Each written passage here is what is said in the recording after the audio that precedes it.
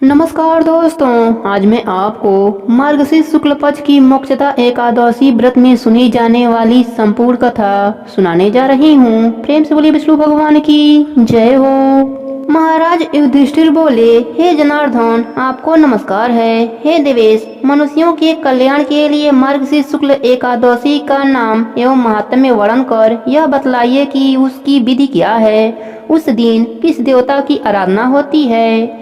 महाराज युधिष्ठिर के ऐसे वचन सुन भगवान श्री कृष्ण जी कहने लगे, हे पांडु नंदन, तुम धन्य हो जो इस प्रकार लोकोपकारी प्रश्न किया है। अच्छा, सावधान होकर सुनो। यह एकादशी मनुष्यों के अनेक पापों को नष्ट करने वाली है। इसका नाम मोक्षता है। इसमें गंध, पुष्प, धूप, दीप, नैवेद्य, नित्य गीत, खडोपचार पूर्वक स्वभक्ति दामोदर की पूजा करनी चाहिए। इस विषय में एक अनुपम पौराणिक इतिहास मैं तुम्हें सुनाता हूँ, जिसके सुनने मात्र से वाजपेयी यज्ञ का पुण्य फल प्राप्त हो जाता है। नरक में गए हुए माता और पिता एवं अन्य परिवार वाले भी अवश्य ही स्वर्गलोक को प्राप्त होते हैं। अस्तु, आप उस कथा को सावधान पूर्वक सुनिए। हे राजन, पवित्र गोकुलपुरी में किसी समय पहले एक बैखानस नाम का एक राजा राज्य करता था। वह राजा अपनी प्रजा का पुत्र के समान पालन करता था। उसके राज्य में चारों वेदों को जानने वाले कर्मठी ब्राह्मण निवास करते थे। एक दिन सपने में राजा ने देखा कि उनके पूज्य पिताजी महाभयानक नरक में पड़े हैं और राजा को देखकर प्रार्थना करने लगे कि हे पुत्र, कोई उपाय कर मुझे इस भीषण यातना से बाहर करो। प्रातः काल उठने पर राजा का मन परम खिन्न था। वह यही सोच रहा था कि किस प्रकार अपने पूज्य पिताजी को नरक से बाहर करें। बहुत कुछ विचार करने पर जब कोई विचार स्थिर नहीं हो सका, तब राज दरबार में जाकर उत्तम उत्तम विद्वानों, ज्योतिषियों और तपस्वियों को बुलाया तथा रात के सपने का समुचित वृत्तांत बताकर सब लोगों से प्रार्थना कर निवेदन किया कि कोई ऐसा उपाय निकाला जाए कि जिससे मेरे पिता का उद्धार इस महानरक से हो, क्योंकि उनकी दशा पर मुझे अत्यंत ही खेद और दुख है। यह मेरा राज्य, सुख और ऐश्वर्य सारा का सारा एकदम निरर्थक है। हाथी, घोड़ा, धन संपत्ति, स्त्री, पुत्र एवं परिवार मुझे कुछ भी आनंदकर प्रतीत नहीं होता। नहीं सोचता कि मैं क्या करूं, कहां जाऊं और किस प्रकार पूज्य पिताजी के कष्टों का निवारण करूं। उस समर्थवान पुत्र का जीना किस काम का, जिसके पूर्वज नरक में पड़े हों। राजा के हृदय के ऐसे उद्गार सुन ब्राह्मणों ने एक स्वर में कहा, राजन, यहाँ से समीप ही पर्वत मुनि का आश्रम है। वहाँ महामुनि भूत, भविष्य एवं वर्तमान तीनों कालों के ज्ञाता हैं। वह आपको कोई न कोई युक्ति अवश्य बतलाएंगे। ब्राह्मणों की ऐसी बाणी सुन राजा ने पर्वतक मुनि के आश्रम की ओर प्रस्थान किया। वह आश्रम कैसा था? वहाँ अनेक शांत चित्त योगी, ऋषि, मुनि और तपस्वी अपने अपने धार्मिक कार्यों में संलग्न थे। वह स्थान चतुर्वेद ज्ञाता वेदज्ञों से परिपूर्ण था। ऐसे ऐसे महात्माओं से घिरे हुए पर्वतक मुनि अत्यंत तेजोमय, दूसरे ब्रह्मा के समान ही दिखलाई पड़ते थे। राजा ने मुनि को साष्टांग नमस्कार किया। मुनि ने आशीर्वाद देकर उनके परिवार और राज्य के कुशल समाचार पूछे। राजा ने कहा, प्रभु, आपकी कृपा से परिवार एवं राज्य सभी कुशल पूर्वक हैं। यद्यपि राज्य में किसी प्रकार की बाधा एवं विघ्न नहीं है, तथापि कुछ मानसिक कष्ट इस समय अवश्य कष्ट दे रहे हैं। उन्हीं के निवारणार्थ आपकी सेवा में मैं उपस्थित हुआ हूँ। आशा ही नहीं, विश्वास है कि अब आपकी दया से वे भी दूर हो जाएंगे। राजा के ऐसे वचन सुन मुनि ध्यान अवस्थित हो भविष्य का चिंतन करने लगे। एक मुहूर्त बाद ही आंखें खोल कहने लगे, राजन, तू अपने पापी पिता की यातनाओं से दुखी होकर यहाँ आया है। तेरे पिता ने कामवश अपनी एक स्त्री का ऋतु भंग किया था। ऐसे पाप के फल स्वरूप वह नरक यातना भोग रहा है। मुनि के वचन सुन राजा ने कहा, भगवान, किस दान, पुण्य एवं व्रत से मैं उनका उद्धार कर सकता हूँ? कुछ विचार कर मुनि ने कहा, राजन, अघन मास के शुक्ल पक्ष की एकादशी का व्रत आप सपरिवार कीजिए और उसका पुण्य अपने पिता के लिए अर्पण कीजिए, तो अवश्य ही आपके पिता का उद्धार होगा। राजा ने मुनि के आश्रम से आकर उनकी आज्ञा अनुसार सपरिवार एकादशी का व्रत कर उसका पुण्य अपने पिता को अर्पण कर दिया। फलस्वरूप उसके पिता को नरक से निकालकर एक दिव्य विमान में बैठाकर स्वर्ग भेजा गया। जाते हुए आकाश मार्ग से अपने पुत्र को धन्यवाद और कल्याण होने का आशीर्वाद देते गए। हे राजन, इस मोक्षदा एकादशी का व्रत करने वाले के समस्त पाप नष्ट हो जाते हैं और वह मोक्ष पाता है। इससे बढ़कर मोक्ष देने वाला कोई दूसरा व्रत नहीं है। इस व्रत के करने वालों को क्या फल मिलता है, इसे मैं भी नहीं जानता। हाँ, इस कथा के मात्र सुनने एवं सुनाने से भाजपीय यज्ञ का फल प्राप्त हो जाता है। स्वर्ग एवं मोक्ष को देने वाला यह एकादशी व्रत चिंतामणि स्वरूप है। प्रेम से बोले विष्णु भगवान की जय हो। अब सुनते हैं 11 माता की कथा। प्रेम से बोले 11 माता की जय हो। एक समय की बात है, एक नगर में एक राजा राज्य करता था। वह बहुत ही धार्मिक प्रवृत्ति का था। उस राजा को समय आने पर 2 कन्याओं का जन्म हुआ। राजा की छोटी बेटी भी अपने पिता के तरह ही धार्मिक थी। वह नियम धर्म से रहती थी। साथ ही वह बचपन से ही 11 का व्रत भी करने लगी। 11 माता की कृपा से राजा की छोटी बेटी लोकप्रिय हो गई। उसकी हर तरफ प्रशंसा होती रहती थी। यह सब देखकर राजा की बड़ी बेटी को बड़ा ही ईर्ष्या होता था। वह अपने बहन से जलती रहती थी। एक बार की बात है, पड़ोसी राजा का बेटा बड़ी बेटी को देखने आया, लेकिन उसे बड़ी बेटी की जगह छोटी बेटी पसंद आ गई। अब तो बड़ी बहन अपने छोटी बहन से और भी अधिक जलने लगी। वह अपने छोटी बहन को मारने के नए नए तरीके अपनाती है। एक बार भोजन में जहर मिलाकर उसे खिलाने की कोशिश करती है। एक बार मटके में जहरीला सांप रखकर छोटी बहन के कमरे में रख देती है। एक बार छोटी बेटी को पनघट पर पानी भरने के लिए ले जाती है और धोखे से नदी में धक्का दे देती है। हर बार 11 माता उसे बचा लेती हैं, क्योंकि वह 11 माता का व्रत किया करती थी। बड़ी बहन बहुत परेशान हो गई कि यह तो किसी भी तरह नहीं मरती। एक दिन बड़ी बहन छोटी बहन से बोली, मेरी प्यारी बहन, भगवान ने हम सबकी मृत्यु किसी न किसी तरह लिखी है। क्या तुम्हें पता है तुम्हारी मृत्यु कैसे होगी?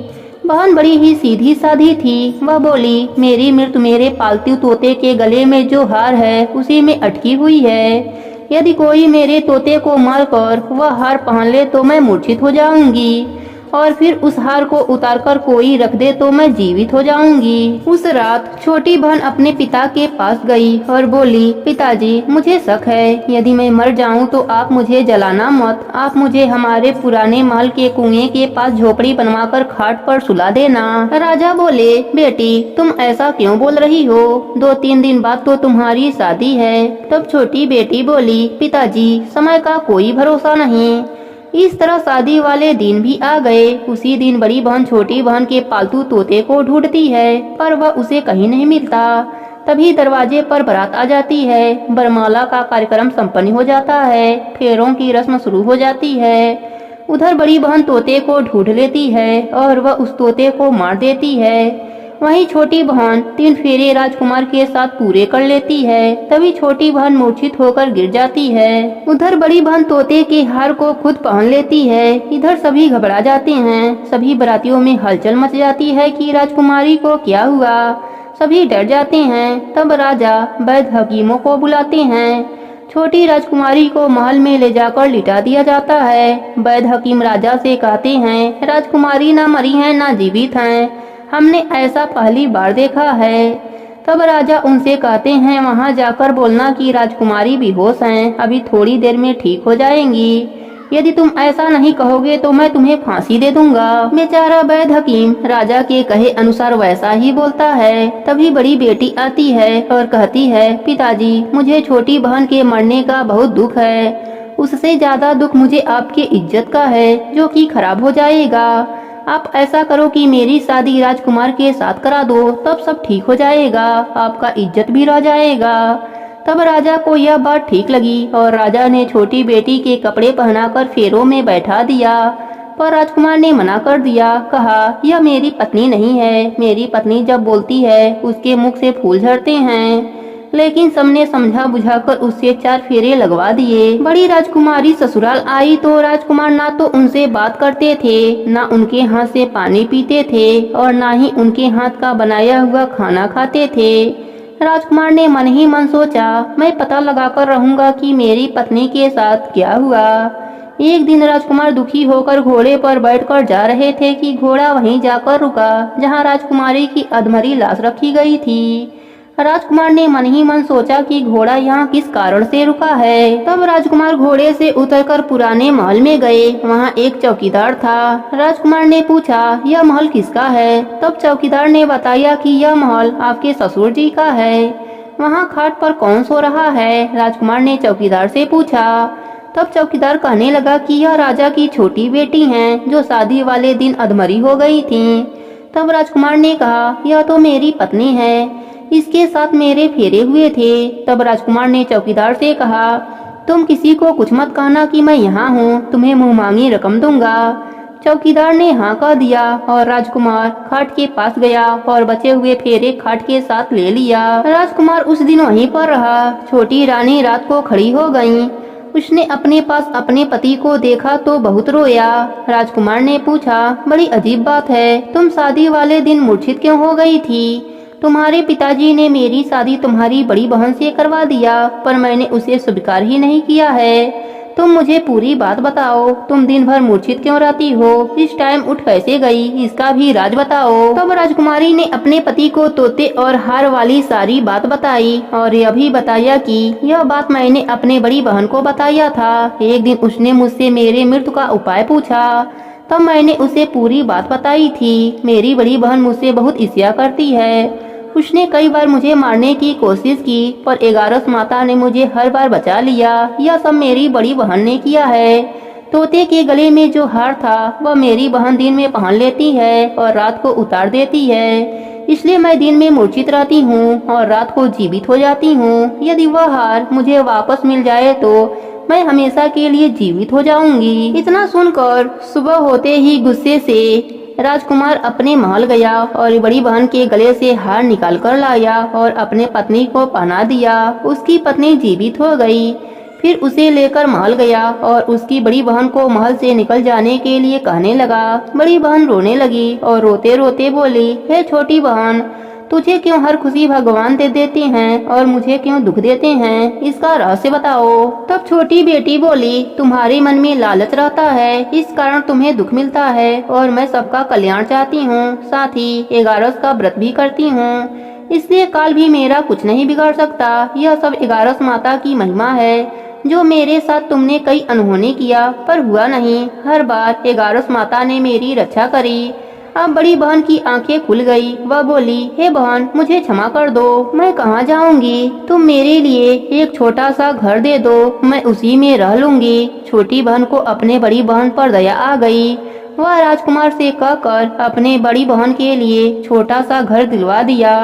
अब बड़ी बहन उसी में रहने लगी। अब वह नेम धर्म से दिन बिताती थी, साथ ही 11 का व्रत भी करने लगी। इधर छोटी बहन पति के साथ राज सुख भोगने लगी, साथ ही दोनों जन 11 का व्रत भी करने लगे।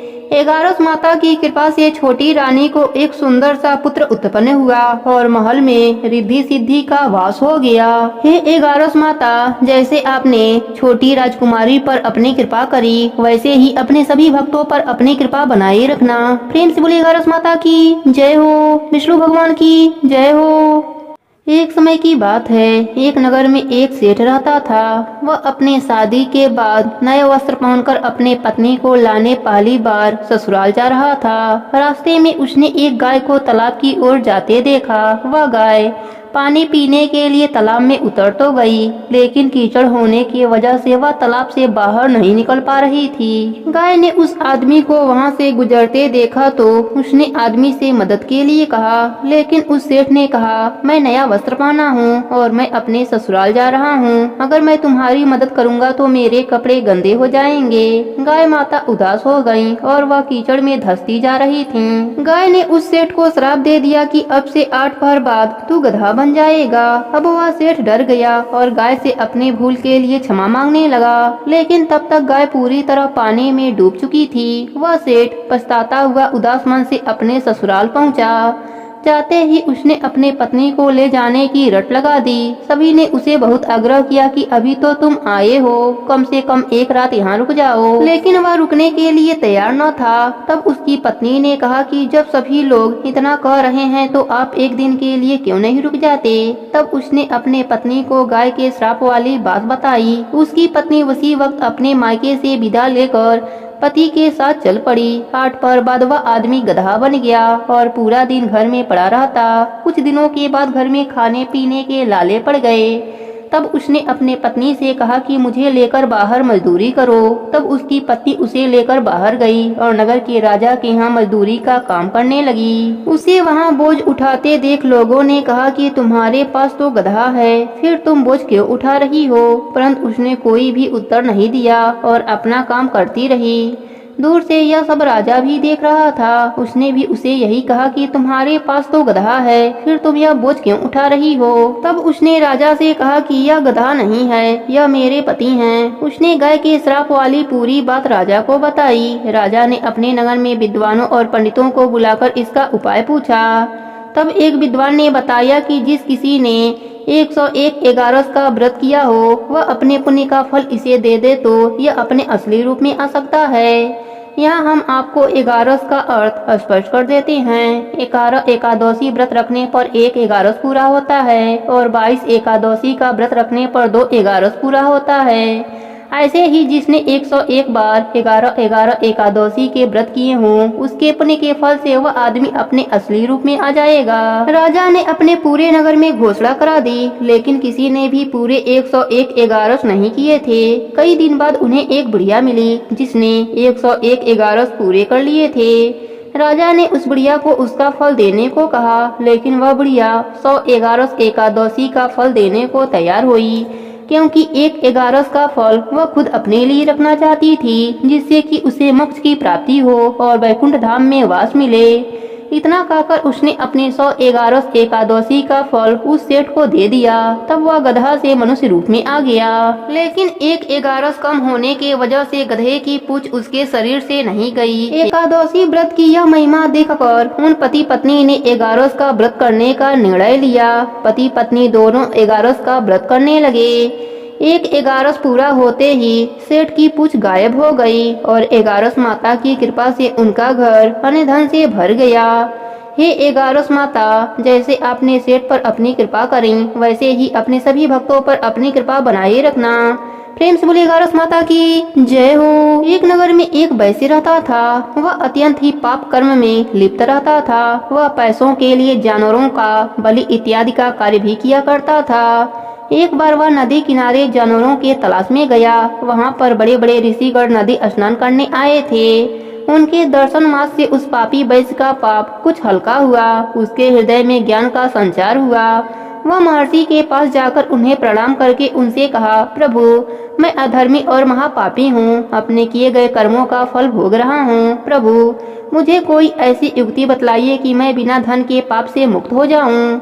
उस पापी वैश्य के ऐसे वचन को सुनकर मुनि के हृदय में दया आ गई। उन्होंने कहा, वैश्य, सावधान होकर मेरी बातों को सुनो।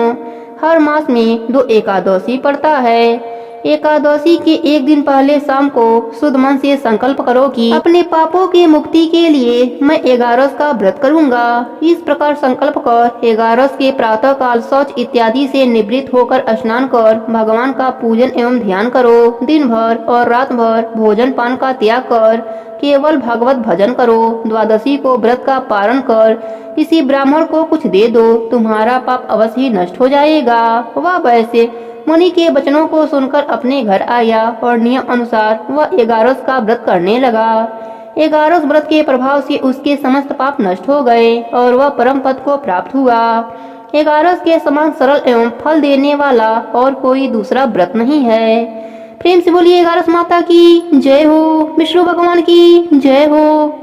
अब सुनते हैं तुलसी माता की कथा। प्रेम से बोलिए तुलसी माता की जय हो। एक समय की बात है, एक गांव में ननद और भौजाई रहती थी। घर के सभी लोग बेटी को बहुत लाड से रखते थे, परंतु उसकी भाभी अपने ननद से बहुत जलती थी। एक दिन बहू ने अपने सास से कहा कि माँ जी, आप अपनी बेटी से घर का काम काज क्यों नहीं करवाती? पराये घर जाएगी तो बहुत दुख पाएगी। परंतु सास ने कहा कि यह तो बहुत छोटी है, बड़ी हो जाएगी तो सब सीख जाएगी। बेटी का नाम रानी था। वह जब से समझदार हुई तभी से तुलसी माता का पूजा करती थी, तुलसी सींचती थी और सुबह शाम घी का दिया जलाती थी। तुलसी जी का पूजा करने के बाद ही वह खाना खाती थी। रानी तुलसी जी से प्रार्थना करती, हे माँ, सोने का लोटा दो और लड्डुअन का थार दो। इस प्रकार सोने का लोटा और लड्डुअन का थार आ जाता था। रानी वह ले जाकर अपने माँ को दे देती थी। इसी तरह उनका घर चलता था। उनके घर में कभी भी अन्न धन की कमी नहीं हुई। एक दिन उसकी माँ अपने बेटे से बोली, बेटा, रानी का विवाह का समय हो गया है, तुम उसके लिए घर खोज दो। तब उसकी भाभी बोली, मेरे जान पहचान की एक शादी है, रानी की शादी वहीं करा दिया जाए। रानी की शादी हो गई। वह बहुत ही गरीब थे। सुबह हुआ तो रानी ने अपने सास से कहा, मैं पहले तुलसी जी का पूजा करूंगी, उसके बाद ही अन्न जल ग्रहण करूंगी। सास बोली, हमारे यहाँ तो तुलसी का पौधा नहीं है। रानी को उसकी ननद के साथ पड़ोस में लगी तुलसी के पौधे के पास भेज दिया। रानी ने तुलसी जी की पूजा करी और वही मांगा जो हमेशा मांगती थी, सोने के लोटा में जल दो और लड्डुअन का थाल दो। दोनों चीजें उसके सामने आ गईं। रानी ने वह लोटा व थाल पड़ोसन को दे दिया। पड़ोसन तो बहुत खुश हुई और बोली, बहू, तुम रोज पूजा करने आ जाया करो। जब वह दोनों घर आए तो ननद ने अपने माँ को पूरी बात बता दी। सास गुस्से से बोली, अब देखती हूँ कि यह कैसे तुलसी पूजा करने पड़ोस में जाती है। सुबह रानी ने तुलसी पूजा के लिए कहा तो सास पहले से ही गुस्से में बैठी हुई थी। उसने कहा, कोई पूजा पाठ नहीं होगी, चलो काम पर लग जाओ। रानी बहुत दुखी हुई। उसने कुछ भी नहीं खाया। इसी तरह 4-5 दिन निकल गए और वह भूखी प्यासी ही रही। रात में तुलसी माता ने सपने में दर्शन दिया और बोली, बेटी, तुम आजकल मुझे जल से क्यों नहीं सींचती हो? मेरी पूजा पाठ भी नहीं करती हो, दिया भी नहीं लगाती हो। तब रानी ने कहा, मेरे ससुराल में तुलसी का पौधा नहीं है तो मैं कैसे पूजा करूं? तब तुलसी माता ने कहा, उठो और घर के आंगन में देखो, वहाँ तुलसी का पौधा है। रानी जब सुबह उठी तो उसने देखा सच में आंगन में तुलसी का पौधा था और उसमें हीरे मोती लटक रहे थे। वह बहुत खुश हुई और पूजा की थाली लाकर पूजा करी और जल से तुलसी जी को सींचा, घी का दीपक जलाया, परिक्रमा करी और उसने वही कहा, हे माँ, सोने के लोटे में जल दो और लड्डुअन का थाल दो। दोनों चीज उसके आगे आ गए। बहू ने ले जाकर दोनों चीजें अपने सास को दे दिया। वह चकित होकर पूछा, यह सब कहाँ से आया? तब बहू ने पूरी बात बताई। सास ने आंगन में जाकर देखा तो आंगन में तुलसी का पौधा जगमगा रहा था। सास को अपनी गलती पर बहुत शर्मिंदगी हुई। सास बहू से माफी मांगने लगी तो बहू ने कहा, माँ जी, उल्टी गंगा नहीं बहती, मैं आपके पाँव लगूंगी, आप तुलसी माता के पाँव लगिए। तब दोनों सास बहू और ननद रोज तुलसी माता की पूजा करने लगे, तुलसी सींचने लगे। हे तुलसी माता, जैसे आपने रानी पर अपनी कृपा करी, वैसे ही अपने सभी भक्तों पर अपनी कृपा बनाए रखना। प्रेम से बोलिए तुलसी माता की जय हो। अब सुनते हैं नित्य नियम को और व्रत को पूर्ण करने वाले गणेश भगवान की कथा। प्रेम से बोलिए गणेश भगवान की जय हो। एक समय की बात है, एक गांव में एक बुढ़िया माई अपने परिवार के साथ रहती थी। बुढ़िया माई विष्णु भगवान की परम भक्त थी। वह हमेशा दोनों पक्षों की एकादशियों का व्रत करती और कथा सुनती थीं। उन्होंने कभी भी व्रत में गणेश भगवान की कथा न कही न सुनी। इस कारण से उनका व्रत अधूरा रह गया। पर बुढ़िया माई को इस बात का पता नहीं था। उनको लगता था कि वह तो पूरा व्रत कर रही हैं और उनके व्रत के पुण्य से उनको वैकुंठ लोक की प्राप्ति जरूर होगी। देखते ही देखते बुढ़िया माई की मृत्यु हो गई। उन्हें लेने यमलोक के दूत आए। वह देखकर घबरा गईं और बोली, मैंने जीवन भर विष्णु भगवान की भक्ति श्रद्धा भाव से किया, एकादशी का व्रत किया, मुझे तो लेने वैकुंठ लोक का विमान आएगा, मैं आपके साथ नहीं चलूंगी। इतना कहकर बुढ़िया माई रोने लगी और विष्णु भगवान को पुकारने लगी। विष्णु भगवान गरुड़ पर सवार होकर बुढ़िया माई के पास आए और बोले, बुढ़िया माई, तूने तो पूरी श्रद्धा से व्रत किया, पर तुमने व्रत में कभी भी गणेश भगवान की कथा न कही न सुनी, इसी कारण से तेरा व्रत अधूरा है। बुढ़िया माई विष्णु भगवान से जीवन दान मांगने लगी। ताकि वह एकादशी का व्रत करके उसका पूरा पुण्य प्राप्त कर सके। इस प्रकार बुढ़िया माई को विष्णु भगवान ने 2 साल के लिए फिर जीवित कर दिया। अब बुढ़िया माई जीवित होते ही गणेश भगवान का नित्य नियम करना चालू कर दिया। एकादशी का व्रत करती तो एकादशी व्रत की कथा सुनती और अंत में गणेश भगवान की कथा सुनने लगी। इस प्रकार से 2 साल में बुढ़िया माई ने 4 11 पूरा कर लिया। गणेश भगवान की कृपा से एकादशी का पूरा पुण्य बुढ़िया माई को प्राप्त हुआ।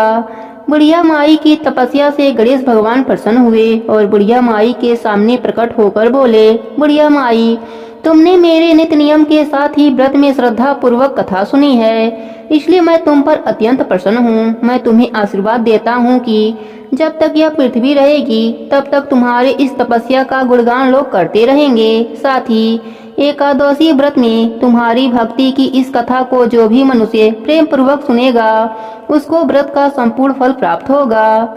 गणेश भगवान बुढ़िया माई पर प्रसन्न होकर बुढ़िया माई का घर अन्य धन से भर दिया।